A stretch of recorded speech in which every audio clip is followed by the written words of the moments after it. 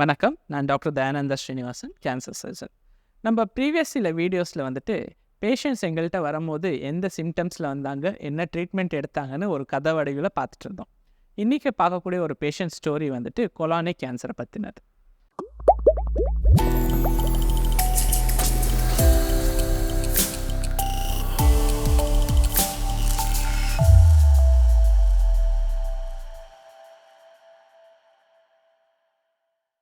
ஒரு 50 வயசு மேல் பேஷண்ட் ஒருத்தர் ரொம்ப டயர்ட்னஸ்ஸாக இருக்குது, உடல் சோர்வாக இருக்குன்ட்டு அவரோட ஃபேமிலி டாக்டர்கிட்ட போனார். அந்த டாக்டர் கிளினிக்கல் செக்கப் பண்ணதில் அவருக்கு ரத்த சோகை, அதாவது அனீமியா இருக்குன்னு டயக்னோஸ் பண்ணார். அது இம்ப்ரூவ்மெண்ட் ஆகிறதுக்கு சில மெடிசின்ஸ் மற்றும் டயட்டை அட்வைஸ் பண்ணார். அதில் சில இம்ப்ரூவ்மெண்ட் தெரிஞ்சதுக்கப்புறமா மறுபடியும் அதே சிம்டம்ஸ் ரிக்கர் ஆக ஸ்டார்ட் ஆச்சு. அந்த டாக்டர்கிட்ட மறுபடியும் போனப்போ டாக்டர் எதனால் இந்த ஹெமோக்ளோபின் குறையுதுன்னு தெரிஞ்சுக்கிறதுக்கு சில வகையான டெஸ்ட் அட்வைஸ் பண்ணார். அதில் ஒரு டெஸ்ட் தான் ஸ்டூல் ஃபார் அக்கல்ட் பிளட் லாஸ்ன்னு சொல்லுவோம். அதில் மோஷனில் கண்ணுக்கு தெரியாமல் ரத்த லாஸ் ஆகிட்டே இருக்கிறது டிடெக்ட் ஆச்சு. எதனால் இந்த பிளட் லாஸ் ஆகுதுன்னு தெரிஞ்சுக்கிறதுக்கு அந்த டாக்டர் எண்டோஸ்கோப்பி மற்றும் கொலனோஸ்கோப்பி அட்வைஸ் பண்ணார். இந்த கொலனோஸ்கோப்பியில் பேஷண்ட்டுக்கு பெருங்குடல், அதாவது கோலானில் ஒரு கட்டி வளர்ந்துருக்கிறது தெரிஞ்சது. அதுலேருந்து பயாப்சி பண்ணதில் அது கேன்சர்னு கன்ஃபார்ம் ஆச்சு. கேன்சர்னு கன்ஃபார்ம் ஆனதுக்கப்புறம் அந்த பேஷண்ட்டை நம்மள்ட்ட ரெஃபர் பண்ணாங்க.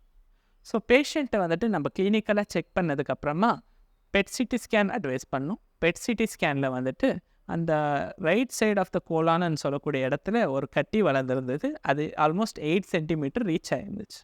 இந்த கட்டியிலேருந்து கண்டினியூஸாக பிளட் லாஸ் ஆகிட்டு இருந்ததுனால பேஷண்ட்டுக்கு தொடர்ச்சியாக ஹீமோக்ளோபின் குறைஞ்சிட்டே போயிட்டு இருந்தது. இந்த பெட் சிடி ஸ்கேனில் அந்த கட்டி வெறும் நெறிக்கட்டிக்கு மட்டும் பரவி இருந்ததுனால வேறு எங்கேயும் ஸ்ப்ரெட் ஆகலைன்னு கன்ஃபார்ம் பண்ணதுக்கப்புறமா சர்ஜரி பண்ணி அந்த கோலானை ரிமூவ் பண்ண வேண்டியதாக இருந்துச்சு. இதை ஹெமிகோலெக்டமின்னு சொல்லுவோம்.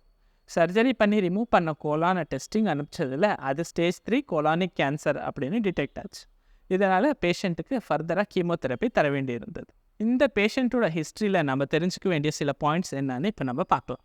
நார்மல் பர்சன்ஸில் நார்மல் ரெகுலர் டயட் எடுக்கும்போது ஹீமோக்ளோபின் குறையறதுக்கான வாய்ப்பு கம்மி.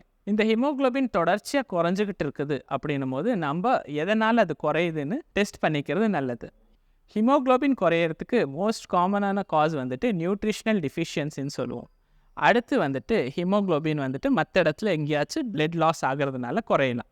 இந்த பேஷண்ட்டில் தொடர்ச்சியாக மோஷனில் பிளட் லாஸ் ஆகிட்டு இருந்ததுனால அவரோட ஹீமோக்ளோபின் குறைஞ்சிட்டு இருந்து அவருக்கு மெயினான சிம்டமே அனீமியாவாக ப்ரெசென்ட் ஆகிருந்துச்சு.